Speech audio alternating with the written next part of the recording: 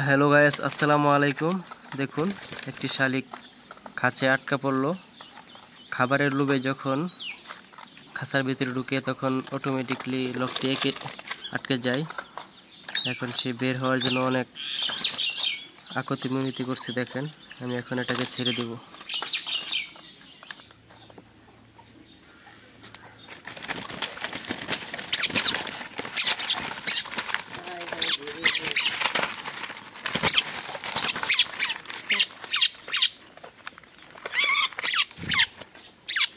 এই দেখেন, শালিকটাকে লাস্ট পর্যন্ত ধরতে পারলাম।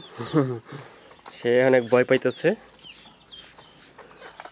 পাশে রয়েছে কোয়েল পাখি, সে খাবারের জন্য আসছিল, তাই খাঁচায় আটকে যায়। দেখেন কি করবে সে বুঝতে পারতেছে না। এখন হয়তো আমি তাকে ছেড়ে দেব, কারণ পাখি খাঁচায় পালন করা সম্ভব না, যেহেতু সে শালিক পাখি। হয়তো বা তার বাচ্চা আছে, তার বাসা আছে, সেখানে সে চলে যাবে। কি চলে যাবে?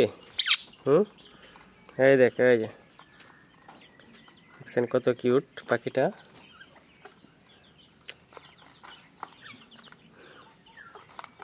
সে ভয় পাইতেছে, কি করবে বুঝতে পারতেছে না।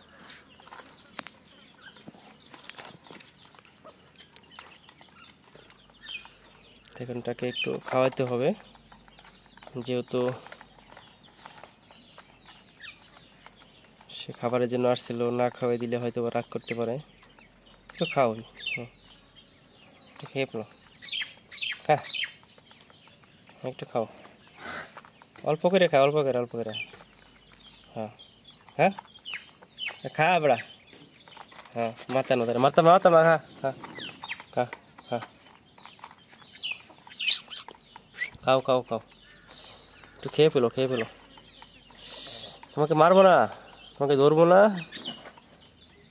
তোমাকে পেটটা ভরে গেলে তোমাকে ছেড়ে দেবো। হুম,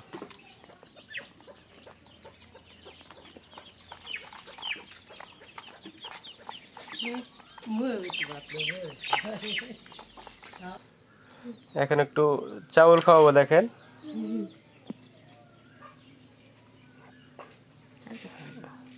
হয়তো বা সে ভয় পাইতেছে, এখন কি করবে বুঝতে পারতেছে না।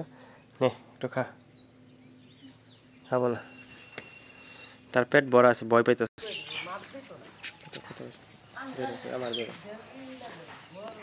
এখন পাখিটি আমি মুক্ত করে দিব ইনশাআল্লাহ।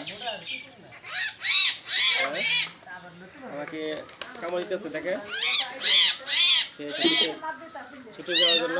এখন আমি পাখিটিকে ছেড়ে দিতেছি, যেহেতু রমজান মাস, পাখি ধরার কোনো ইচ্ছা ছিল না, হয়তো সে খাঁচায় বন্দি হয়ে গেছিল। খাবারের জন্য তাকে একটু চাউল খেতে দিলাম, ভাত খেতে দিলাম। এখন তাকে ছেড়ে দিব মুক্ত আকাশে, সে আকাশে উড়ে যাবে।